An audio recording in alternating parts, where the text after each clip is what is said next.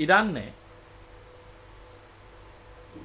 आज north east के section में, सॉरी नॉर्थ ईस्ट बोल रहा हूँ मैं भी कंफ्यूज हो रहा हूँ, मिडिल ईस्ट की जो सेक्शन हम अब डेली करने का डिसाइड किए हैं, उस पर कुछ इम्पोर्टेंट न्यूज़ आई है मिडिल ईस्ट के नज़रिया से। ईरान ने मोजिताब खमेनी को अपना न्यू सुप्रीम लीडर चुन लिया है। मोजिताब खमेनी जो इससे पहले खमेनी थे उनकी बेटे हैं। ईरान असेंबली जो एक्सपर्ट्स हैं, 88 मेंबर्स की क्लरिकल बॉडी है, वो अयतुल्लाह अजिताब खमेनी को, जो son of Ayatollah Ali Khamenei हैं, उनको जो फरवरी 28 को जिनकी डेथ हुई है, उनको नए लीडर के तरह चुन लिया गया है। वो 57 ईयर ओल्ड क्लरिक हैं। अयतुल्लाह रुमल खमेनी जो फाउंडर ऑफ रिपब्लिक हैं, अली खमेनी उनके बेटे थे, वो सुप्रीम लीडर की जिम्मेदारी आज ले लेंगे।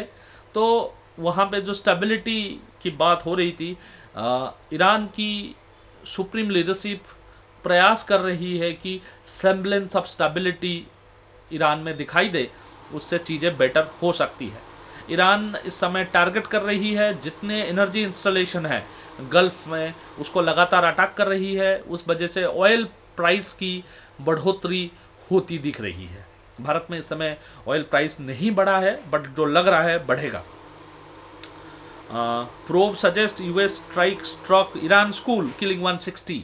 गलती से यूएस ने ईरान की स्कूल्स पर, एसोसिएटेड प्रेस का ये न्यूज़ है, यूएस ने स्ट्राइक किया है ईरान की स्कूल्स पे, आसपास 160 लोगों को किल करने का काम किया है। इजराइल को अक्यूज किया जा रहा है कि लेबनान में उसने केमिकल अटैक्स किया है। केमिकल अटैक्स के वजह से बहुत सारे लोगों को दिक्कत हुआ है और इसको हैबिचुअल ऑफेंडर बोला जा रहा है। इसकी कोई प्रमाण इस समय नहीं मिला है, परंतु लेबनान में केमिकल अटैक किया है, ऐसे बहुत सारी सूत्रों से पता लग रहा है।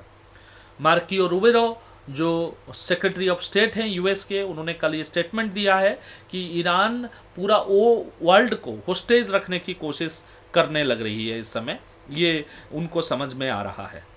टॉप टर्किश अपोजिशन लीडर हैं, उन्होंने कोर्ट में ये स्टैंड लिया है दैट इस्तांबुल जेल्ड मेयर, उन्होंने ये एक वर्ल्ड न्यूज़ के तहत आ रही है। मिडिल ईस्ट में इस समय एक इंस्टेबिलिटी और बहुत ही ज़्यादा दिक्कत और परेशानी का सबब बनती चली जा रही हैं, और वहाँ पे ईरान की स्थिति को देखते हुए भारत में, पाकिस्तान में और वेस्ट एशिया की बहुत सारे कंट्री में अभी तेल की कमी पड़ने वाली है। ये जंग लंबा चलता है तो एनर्जी डेफिशिएंसी दिखाई दे सकती है। इसलिए आज सुबह सरकार ने ESMA को इन्वोक किया है और बहुत सारे जगहों पर पेट्रोल की कंजप्शन किस तरीके से घटाई जा सकती है उसके ऊपर प्रयास हो रही है। मिडिल ईस्ट क्यों इम्पोर्टेंट है इससे आप समझ गए होंगे। कल एस जयशंकर, सुब्रमण्यम जयशंकर हमारे फॉरेन मिनिस्टर हैं और फॉरेन सेक्रेटरी पहले हुआ करते थे, उनकी स्टेटमेंट आई, ईरान से हमारी बातचीत लगातार चल रही है। न्यूज़ में केओस आ जाती है, कभी कभी लोग इधर उधर की बातें बोलने लगते हैं। नॉइज को दूर करते हुए हम न्यूज़ आपके सामने प्रस्तुत कर रहे हैं मिडिल ईस्ट के बारे में। आज के लिए मिडिल ईस्ट की सेक्शन में इतना ही। धन्यवाद।